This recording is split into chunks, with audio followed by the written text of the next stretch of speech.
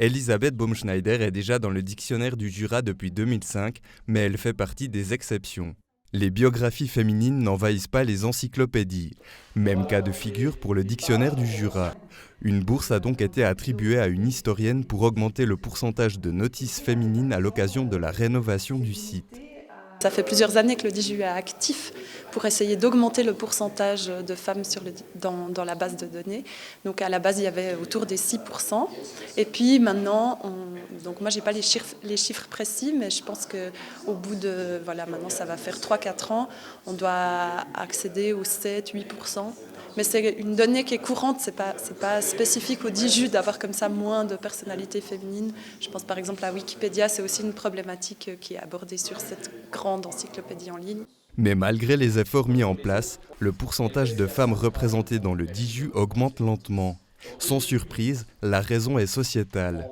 Si on prend simplement des chiffres politiques, c'est un personnel qu'on met beaucoup en avant sur le DJU parce que c'est à la fois un corpus fermé, donc nos élus dans les différents parlements régionaux, les gouvernements. Mais si on se souvient, les femmes ont le droit de vote et sont éligibles au niveau national depuis 1971, ce qui explique aussi leur absence totale de ce paysage-là. Le DJU, c'est actuellement 7878 notices sur la région jurassienne au sens large. Anne-Valérie Tsoubert en a écrit 30 qui retracent la vie de femmes d'ici ou traitent de thématiques touchant à la vie des femmes. Comment a-t-elle fait sa sélection ? J'ai écrit plusieurs biographies sur des élus au Grand Conseil qui manquaient encore en fait au corpus. Donc ça, c'est un critère de participer à la vie publique. Après, j'avais plus de liberté sur les autres thématiques, mais il faut que ce soit des sujets qui puissent être sourcés. Je pense par exemple à Marie-Joseph Lachat, qui était la première directrice du premier bureau de l'égalité dans le Jura, ou bien il y a eu des femmes qui ont par exemple été impliquées dans la guerre du lait à Bienne.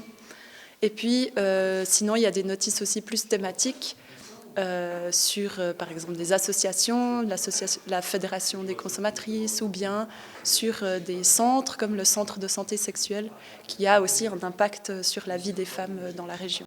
La modification la plus récente sur la page du dictionnaire du Jura est sans doute celle dans la fiche d'Elisabeth Baumschneider, élue hier au Conseil fédéral. Une élection qui peut-être aidera à faire entrer plus de personnages féminins dans les encyclopédies.